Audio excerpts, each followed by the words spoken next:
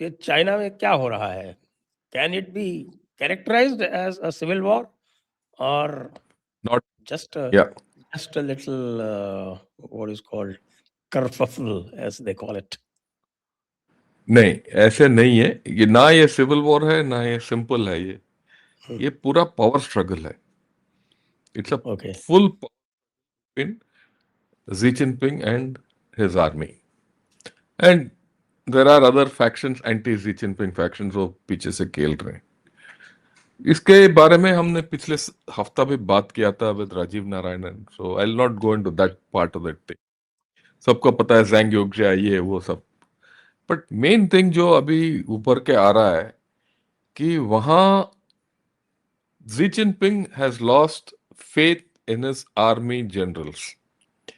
And at this point of time, it is just not the Central Military Commission जिसमें कोई नहीं है, इसके थिएटर्स में भी कोई नहीं है, इसके डिपार्टमेंट्स में भी नहीं है, उसके सर्विसेज में भी कोई नहीं है. राइट. मैं एक छोटा सा ग्राफिक दिखाना चाहता हूं, अगर आप ऑन करेंगे तो उससे जी हाँ, जी हाँ, साफ जाहिर हो. ये देखिए, जी. ये है आज के दिन सेंट्रल मिलिट्री कमीशन में वैकेंसीज. एक 7 थे, 6 चले गए, 5 चले गए, एक है वो भी सिर्फ 3 महीने से है. दूसरा, अगर आप देखेंगे थिएटर कमांड, इसके 5 थिएटर कमांड है, सिर्फ 2 थिएटर कमांडर हैं और बाकी सब काली हैं. उसमें कमिश्नर भी काली हैं, एक ही कमिश्नर है, ये भी 3-3 महीने से 1 महीने से भरे हैं. सर्विस आर्मी नेवी एयरफोर्स पीएलएआरएफ, पीएलएआरएफ में कोई है ही नहीं. एयरफोर्स का चीफ है, आर्मी का कमिश्नर है, बस ये फैक्ट नहीं है.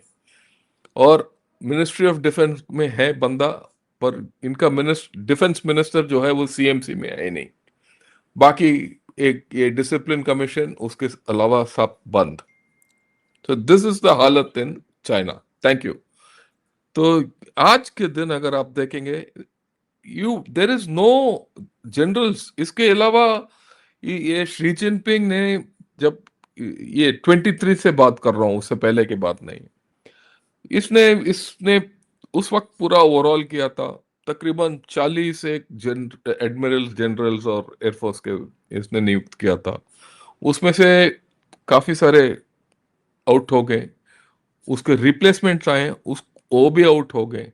अब उसके पास उनमें भी इंपॉर्टेंट पोजीशंस में स्टाफ में 8-9 जनरल्स हैं.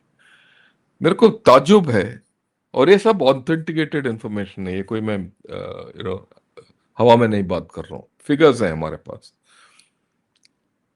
कि ये आदमी जिसने अपना पीएलए को माना था पीएलए मेरा है, उसको सबसे ज्यादा पैसा दिया. ये जैंग युग्या जो रिटायरमेंट में जा रहा था, उसको लेके आया. उसने कहा भाई पीएलए में प्रॉब्लम्स है, इसको ठीक करो. जब वो ये सब होते हुए इस हालत में पहुंच गया, इसके पास कोई जनरल्स नहीं है. PLA is never more weaker than I have seen. मेरे इतने साल मैं चाइना को स्टडी कर रहा हूं, इससे पहले PLA was never more weaker. ये भी याद रखिए, इसके रॉकेट कहीं कहीं चले गए. इसके हमारे साथ जो लड़ाई हुआ था, मैं पाकिस्तान के साथ ऑफ सिंदूर में, देखिए चाइनीज वेपन सिस्टम्स किस तरीके से हो गए वगैरह. It's in a very bad shape and he is worried. ये इसका मूल कारण ये है कि जी जिनपिंग जो है, he has got full grip over the politics. ये पॉलिटिकल सिस्टम जो है ना, उसको पूरा बरकरार है, कोई एक आदमी भी उधर नहीं हुआ है. इसका अच्छा बाकी फैक्शंस हैं, पर इसका जो कोर ग्रुप है वो डटा पड़ा है. वहां कोई no one has been purge, nothing military Mm, के साथ. mm, it's not only military, इसके साथ साथ जो फर्म्स हैं, पीएसयूज, उनके स्टेट ऑपरेटेड एंटरप्राइजेस हैं, और mm. संबंध है, लगे आउट. पीएलए के जो यूनिवर्सिटीज हैं, डिफेंस यूनिवर्सिटीज, उनके हेड्स को भी पर्च कर दिया पिछले 2-3 साल में. दो तो फॉरेन डिफेंस मिनिस्टर को भी इसने पर्च कर दिया. तो वहां तो एक अजीब और गरीब माहौल, जहां ही इज कंप्लीटली. अच्छा, इसके you see this is the fact. परिणाम क्या है? आज का दिन the PLA is not convinced about what Xi Jinping is doing. और पी राइट, और इसने जैंग युग्जा को आउट तो कर दिया, इन्वेस्टिगेशन वगैरह वगैरह। अगर आज आप PLA के वेबसाइट में जाएं तो अभी भी जैंग युग्जा का नाम है, यूजन ली का नाम है, निकाला नहीं गया। इन्वेस्टिगेशन में डाल दिया बट निकाला नहीं गया। So that indicates that he is finding difficulty to officially take him out. और ग्राउंड फीलिंग जो है वो भी नॉट वेरी गुड। रिपोर्ट्स हैं, अगर आप यूट्यूब में जाएंगे, सोशल मीडिया की, बहुत फौज का हरकत हो रहा है। कहीं कहीं ये है कि भाई फौज is out on the streets. कई लोग रिपोर्ट करते हैं कि बीजिंग को घेरा हुआ लगा हुआ है, पर कोई official, I wouldn't say official, authentic news channel ने ये रिपोर्ट नहीं। हाँ, रिपोर्ट ये है, ये जो मैंने आपको दिखाया ये दृश्य कि इतने वेकेंट हैं, इतने डिसमिस हो गए, ये तो पक सबको ऑफिशियल है। सो तनाव है। और अगर आपको याद है, जैंग युग्जा जो है वो बदलाव चाहता था, यू नो, इसके बावजूद कि जैंग युग्जा और जी जिनपिंग दोस्त थे, पर बदलाव चाहता है। ये बात यह है कि जी जिनपिंग जो खुद है, उसने इकोनॉमी का नष्ट कर दिया बिल्कुल। जो इकोनॉमी तंदुरुस्त था जब इसने टेक ओवर किया 10 साल पहले, अभी इट्स अ सिक इकोनॉमी। उसके ऊपर डेमोग्राफी, आबादी घट रहा है। आबादी इस तरीके से घट रहा है कि सोचो मत, और ये रिकवर नहीं होगा। इनफैक्ट कुछ 6 साल में, अगर 40-50 साल में इनका आबादी जो है हाफ हो जाएगा। अ, हमें सबको पता है कि प्रॉपर्टी डूब गया है पूरा इनका। तो इकोनॉमी डूबा हुआ कहानी है ये, राइट। तो इस हालत में lot of unhappiness and restiveness in China. लोग असंतुष्ट हैं। इसीलिए ये PLA भी असंतुष्ट है।